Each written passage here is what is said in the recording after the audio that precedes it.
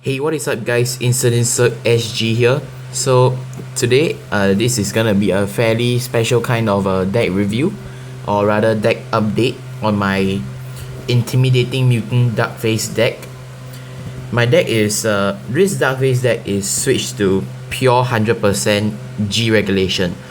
And just before I start this video officially, like with the deck list and stuff like that, I would like to thank everyone who has been subscribing to me, or rather InseDinsCirqueSG and Team Vanguard TCG Spotlight.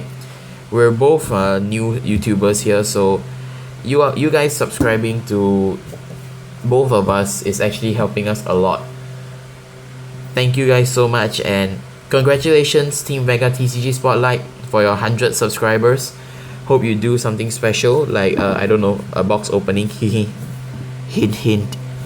So yep, again, this deck is my intimidating Mutant Darkface deck. If you guys don't know, it's a Mega Colony card, or deck rather, and it's 100% G regulation, meaning there is no it's all from GBT01 onwards. So yep, let's get on with the deck update, shall we? Why I call this a deck update is because I actually did a deck list or deck review on it last time, but it was mixed with some of the old Mega Colony cards that are not usable in the G format. So this is 100% G format. If you guys don't know what G format is, I'll leave a link in the description below, and you can I'll make a video about it soon, rather, since there's no like official website for the G regulation stuff. I'll make a video about it soon, so you guys can stay tuned for it and actually understand what the G regulation is. So for the strike deck, it's the same 1, 2, 3, 4 copies of this mutant thing, Stun Beetle. Yep, this guy is a beast, I can tell you that. He's probably one of the strongest strike cards out there, in my opinion, but he's definitely the second strongest strike in Mega Colony. So yep, 4 of him. For deck updates, I won't do any repeat skill effects such as the Stun Beetles, or rather others. I'll only go through the deck list and I'll explain to you the skills of the cards that I changed. So that's how it's gonna go from now on. And 4 copies of Paraspear, the starting strike for this deck. Okay, so for starters, I run this Young Executive Crime Bug, the guy that looks like Ant-Man. He's my starting Vanguard. And for the grade 3s, I run a total of 8 grade 3s. First of all, the ace card of the deck, or the main card of the deck rather, for Intimidating Mutant Darkface. So yep, 4 of him. And next, another secondary grade 3, only available in the G format, or rather suitable for a Darkface deck, 4 Longhorn Hunters. So that's 8 grade 3s total. For grade 2s, I run a total of 11 grade 2s. 4 of them being this Butterfly Bewitching Officer, Sweet Cocktail, if I'm not wrong. 4 of her. Next, I run 4 Buster Mantises. 4 of him. And 3 Abyss Divers. This guy is actually quite useful in certain situations, considering the fact that he is a grade 2 8000 powered unit with no generation break. So yep, he's sort of a universal card. But with him being a 8000 grade 2, that's sort of a downside in the G regulation. So now on to the grade 1s. I run a total of 4, 8, 12, 14 grade 1s, with 4 of them being Mega Colony Combatant D. D for Dust Fly, if I'm not wrong.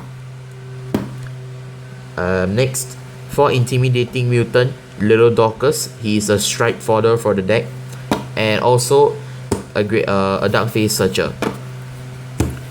If you guys didn't check out my previous deck review on my Darkface deck, you guys can check it out in a playlist. I made a playlist of all the deck lists that I've been through, or deck reviews that I've been through on this channel, so you guys can check it out there and see the different cards. Next, I run 4 of the G Perfect Guard. He is the Unflipper Negate, without a Generation Break of course. And 2 of this Air Elemental Twitter run. Yep, Twitter starts running instead of flying. Alright, so on to the triggers. I run a total of 16 triggers. That's pretty standard. Okay, so to start things off, I have 1, 2, 3, 4, 5, 6 critical triggers. 6 of them. Next, 1, 2, 3, 4 stands. 4 stand triggers, all from for the G regulation. Next, 1, 2, 2 draw triggers. And lastly, 1, 2, 3, 4 heals, 4 heal triggers. Alright, so let me get back to you guys in a minute, in a short while. A second or two. I'll get the cards that I changed out, so see you guys then. Alright guys, I'm back. So these are some of the stuff that I changed out. The trigger lineup, I'll explain it to you guys later, so I'll leave that aside for now. But here are some of the main changes I did to the deck. So as you can see here, I have 3 Abyss Divers in front of me, in front of you guys and me, and 2 Twitter Run. So yep, let's get on with Abyss Divers effect. I removed a Bloody Hercules, or yeah, I can't really remember, but it was another grade 2. So his effect is Combo Blast 1 and Soul Blast 1. That is the cost. When this unit appears in the Vanguard or Rearguard circle, you may pay the cost. If you do, select one of your opponent's rearguards and stun it. What stun does is it actually prevents your opponent card from standing. So that sort of gives you an upper hand in terms of defense and other advantages. And that card cannot intercept. Yep. So even if that card is standing, you can force it to rest. That card cannot intercept, and you can make it not stand from the next opponent's stand phase. So yep, that's stun for you guys. And 2 of the new cards, Twitter Run. Of course, Bushido decided to troll with the 2 Twitter symbols, since Twitter is a small little bird / pigeon that is blue. So he's a Crate Elemental, and he has a whopping 4 effects for a common grade 1 7000 Crate Elemental card. So to start things off, his active effect, you may rest this unit. If you have a grade 3 or greater Vanguard and your opponent is not a grade 3, yeah, okay, it's very difficult to explain, but his effect lets you put him into the G zone. So I think his full effect is you can rest this card and put this card into your G zone. If your opponent doesn't write a grade 3 the turn you activate this skill. So example, if it's my turn, I write Darkface, I rest this guy, he gains the effect already. And if my opponent doesn't write a grade 3 after my turn, this card goes into your G zone and you draw a card. So with that being said, this guy turns into a G unit, which is like right here, G zone. This card is treated as a G unit. And over here, if your opponent turns into a grade 3 or above Vanguard, put this card into your drop zone. And of course, being a Crate Elemental, he belongs to every single nation and clan. That's why the rainbow thing, even though they don't have the flag, but he's a G regulation card. So yep, that's sort of a main reason why I play him, in case I get grade locked by some stuff. And yeah, some of the main cards that can actually even though it's a G regulation, some decks can really rush. So I use Twitter Run to gain some of the basic advantages with let's say Longhorn Hunter, Buster Mantis, and of course Sweet Cocktail. Yep. So that's that. And yep, 2 Twitter Run. So that is it for the actual deck review or update. Now on to the trigger lineup. Why I say it's a very weird lineup. So the Hue trigger, I removed it since it's always been there. And regarding the trigger lineup, it's actually 6 criticals. If you guys don't remember, 6 criticals, 4 draws. Let me adjust the camera a bit for you guys. 6 criticals, 4 stands and 2 draws.